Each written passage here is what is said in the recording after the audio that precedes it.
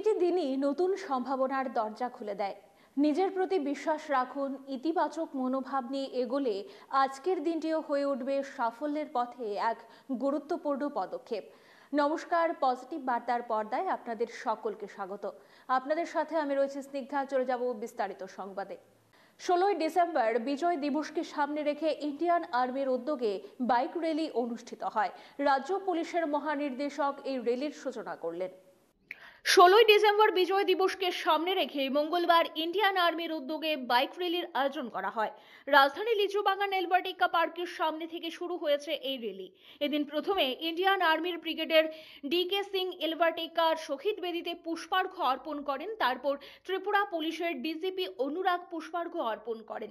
তারপর rally flag of করেন ত্রিপুরা পুলিশের ডিজিপি অনুরাগ ধনকর।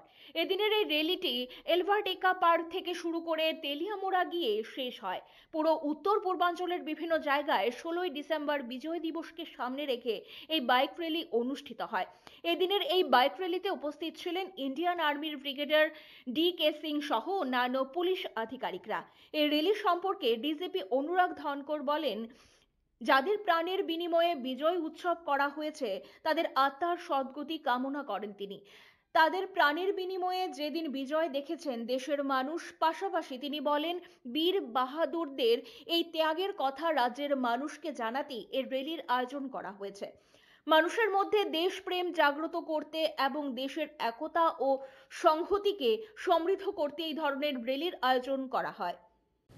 देखिएगा आज के दिन यहाँ से ये विजय दिवस के सेलिब्रेशन शुरू हो रहे हैं और यहाँ से ये रैली त्रिपुरा से स्टार्ट हो रही है और ये विभिन्न जगहों से रैलीज इसी तरह से बाइक रैलीज होंगी। ये दिन हमें याद दिलाता है अपने जो वीर बहादुर जवान थे और जो हमारे वेटरन्स हैं और जिन्होंने जो शहीद हैं, जिनकी वजह से हमने बहुत बड़ी विक्ट्रीज, बहुत बड़ी जीत हासिल की। और ये दिन हमें विजय दिवस हमें इंस्पायर करता है कि हम अपनी देश की यूनिटी और इंटीग्रिटी को बनाए रखें और जो हमारे जो जवानों ने, जो सोल्जर्स ने, जो हमारे शहीद हैं, उन्होंने इतनी बड़ी कुर्बानी की है, उसके लिए हम अपनी तरफ से जितना भी कंट्रीब्यूट कर सकते हैं वो करें और राष्ट्र को और आगे बढ़ाएं। ব্যুরো রিপোর্ট, পজিটিভ বার্তা। রাজ্যে ক্রমশ ঘনিয়ে আসছে শীত। দিনের পর দিন পারদ ক্রমশই নিম্নমুখী হচ্ছে। বাড়ছে উত্তরের হাওয়ার দাপটও। এদিন দিনের সর্বোচ্চ তাপমাত্রা ছিল 27 ডিগ্রি সেলসিয়াস আর সর্বনিম্ন তাপমাত্রা ছিল 16 ডিগ্রি সেলসিয়াস। ত্রিপুরায় ক্রমশই ঘনিয়ে আসছে শীত। পারদ ক্রমশই নিম্নমুখী হচ্ছে। বাড়ছে উত্তরের হাওয়ার দাপটও। দিনের সর্বোচ্চ তাপমাত্রা ছিল 27 ডিগ্রি সেলসিয়াস আর সর্বনিম্ন তাপমাত্রা ছিল 16 ডিগ্রি সেলসিয়াস। আকাশে হালকা মেঘ ছিল, তবে বৃষ্টির কোনো সম্ভাবনা আপাতত নেই। উত্তরের হাওয়ার গতি ছিল 4 থেকে 7 কিলোমিটার প্রতি ঘন্টা। বাতাসে আপেক্ষিক আর্দ্রতা ছিল সর্বোচ্চ 75% আর সর্বনিম্ন 60%। দমকা হাওয়া ছিল 14 কিলোমিটার প্রতি ঘন্টা। সন্ধ্যার পর দমকা হাওয়ার গতি বাড়বে। আকাশে হালকা মেঘ রয়েছে। দিনে আবছা রোদ প্রত্যক্ষ করা যায়। রাতে হালকা কুয়াশা থাকবে আকাশে। তবে রাত যত গভীর হবে তত বেশি শীত অনুভূত হবে।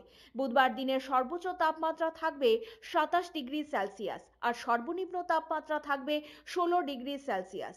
আকাশে কিছুটা মেঘ থাকলেও রাতের আকাশ পরিষ্কার থাকবে। অগ্রহায়ণ মাসের মাঝামাঝি সময়ে রাজ্যের শীতের দাপট ক্রমশ বাড়বে বলে জানিয়েছেন আবহাওয়াবিদরা। ব্যুরো রিপোর্ট, পজিটিভ বার্তা। এখনকার মতো সংবাদ এই পর্যন্তই। পরবর্তী সমস্ত সংবাদের জন্য চোখ রাখুন পজিটিভ বার্তার পর্দায়। Think positive, be positive, positive বার্তা।